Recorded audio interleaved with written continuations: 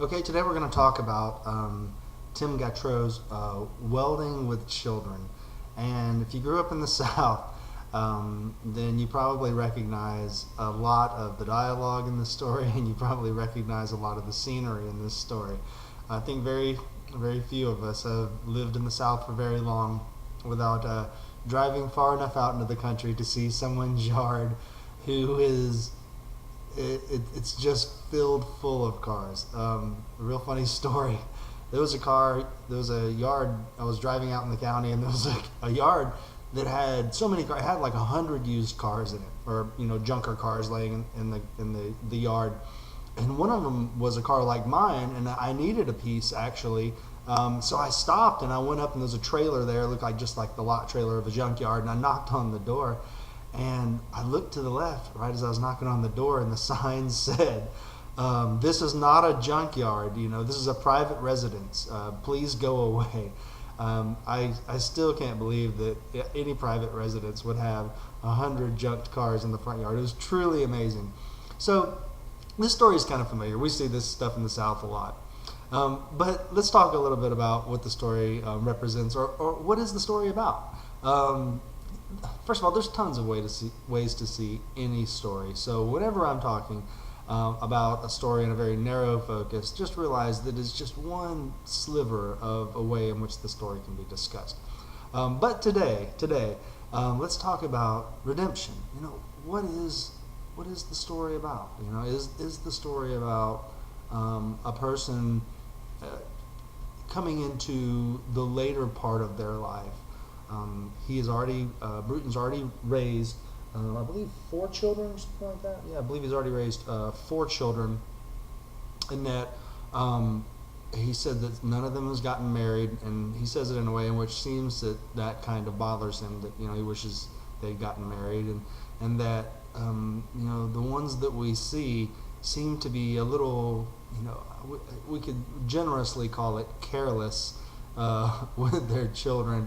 And they just don't seem to be the best parents in a way in which that he would hope that they would have been. And so from this, we see him kind of begin to recognize, or begin to kind of understand how part of this, it could have been his fault, or at least partially his parenting skills might have led to this, right? And this becomes, I think the part where it really becomes clear to him is when he pulls up in front of, I think it's the Pack and Sack, and Fordley's son, I believe is the guy's name, Fordley's son. He says, here's the Bastard Mobile. I love that name, the Bastard Mobile. And then so Bruton hears him, and he's not really happy, and so he ends up confronting him later, saying, hey, that was a really mean thing to say. And so Fordleyson actually becomes, the kind of bearer of good advice, that he's saying, well, get the kids to church, and and ends up with, and clean up your damn yard. And I think this is the point in which Bruton is really, I think he understands. He says, okay, these vague kind of notions I've had about these kids and about their parents, and maybe there's something that I could have done about this a long time ago. So then he decides to make a real change, right? After he takes the kids home, and one of my favorite lines is the Ford, I think it's like a 350 engine. It irons them out. He says it irons them out on the backswing. The kids are playing in the yard. They get whacked by an engine, and then they almost set him on fire when he's trying to weld. And so then plus the comments from the city, from the Fordlison in the city and stuff, that it's all kind of just, it's dawning on him, right, that this stuff is not an accident. It happened because of a series of events, and he is a chain in the series of events, right? And so then he goes about trying to correct it. So he gets all the junk out of his yard. He begs and borrows a bush hog so he can bush hog the whole thing. He's going to put up a tire swing for the kids. He's going to start taking them to church. He's reading them Bible stories in which they are relating to, I think, Bikini Kill. When I'm trying to remember the name of the other movie, things that he's deeply regretful that they can only relate this to pop culture that he finds unsavory. So we see him kind of making this transition into what he thinks will be a better person, I guess a better grandparent, and what would have been a better father. And so I think at the end of the story, the question is rather open. What do you think? Do you believe in this kind of idea of redemption? He's created this model through his own works, in which none of his kids were married, and they don't seem to be very good parents, nor do they seem to really want to be, nor do they seem to have any aspirations to form any kind of traditional familial relationships with their children or their grandfather, right? So now here, in the later acts of his life, is this enough? Are these acts enough for him to redeem himself? Or is it simply too late?